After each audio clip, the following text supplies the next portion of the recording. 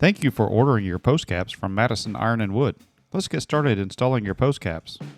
First of all, check to make sure your dimensions are correct for this type of post cap. This post cap is made to fit a 3.5 inch post, which is the actual size of a nominal 4x4 post. We'll go into why this is later, but for now, we'll stick to this. Next, if your posts have very straight edges on the side, you may need to round these over slightly, as the inside of the post caps have a slight radius. Some posts have a radius already, but if yours is straight, we will need to round them over a little bit. This can be accomplished by simply smacking a hammer on the corners, which is the fastest and easiest way, or you can use a knife, rasp, or sandpaper to smooth them down a little. Lastly, as long as your posts are sized right, it just slips right on, and you can secure them by using the supplied matching powder-coated screws to screw them in place. Our post caps serve to protect the post in a few different ways. One is that it keeps water from collecting on the top. This isn't too terrible in the summer months, but in the winter, if the water soaks into the grain when it is above freezing and then gets cold, freezes, and expands, it will start acting like a wedge to increasingly split your post at the top, and this will cause premature deterioration of your post over time. 2, it keeps the bird from defecating directly on the wood, which will decay the post as well.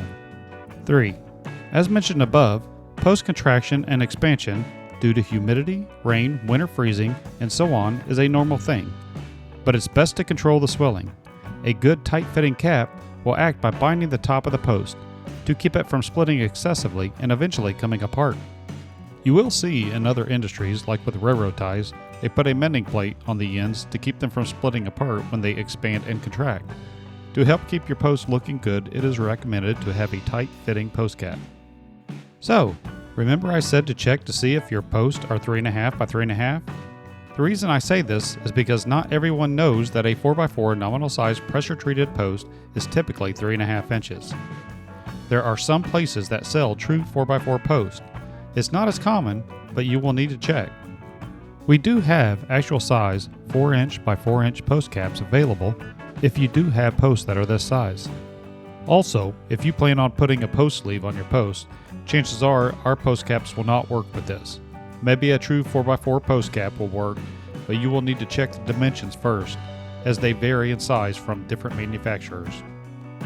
So what if you bought the right post, but the posts are still a little too thick? Remember when I said the posts swell and contract as they absorb moisture and dry out? Well, you might just be on the swelled cycle of that. A lot of times, especially with the new posts that you just got from the lumberyard, they haven't had time to dry and may seem like our post caps are undersized. But 95% of the time, if you wait a few dry summer days, they will shrink up enough for the post caps to fit.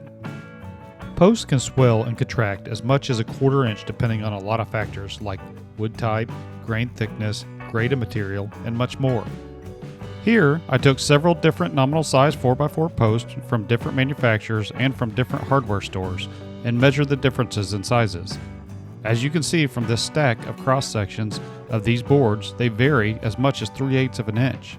That is a lot of variation. That being said, I would try to get the post to dry out some, see if they shrink up enough for the post caps to slip on, as you really want the post caps to be as tight as possible. Most of the time this works in the summer months. In the spring, fall, and winter, this may or may not happen, and you may want to remove some material as needed. Now let's say you've waited a while, or maybe your posts are old and already swelled due to splintering.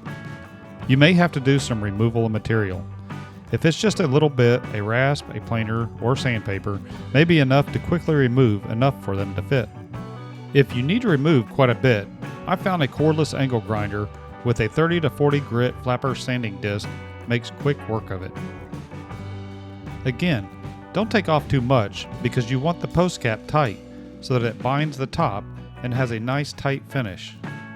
Now when they don't fit, I know it's easy to say it's the post cap, but our post caps are super consistent in size and within the national standard of wood sizing. We also have thousands of customers that don't have problems. Again, we want our post caps to be tight, but wood posts are not consistent in sizes, and occasionally, when the posts are outside of the 3.5 inches, it is the fault of the post. So some size corrections may need to be done on the tops. I know we have talked mainly about 3.5-inch post caps, but the same information is relevant for 6x6 post and so on. We hope you enjoyed this video and have found it helpful in installing our post caps on your fence post. We want our post caps not only to be a great piece of artwork on your post to enjoy for years, but also to help you through any installation problems you may encounter. We do ask customers to check their post size ahead of time because we make post caps specifically for you with the decoration you want on top and the color you chose at the time of your order. In order to provide this much variety, we do not stock our post caps. We make them as you order them. We have lots of labor, supply, and shipping costs in your specific order.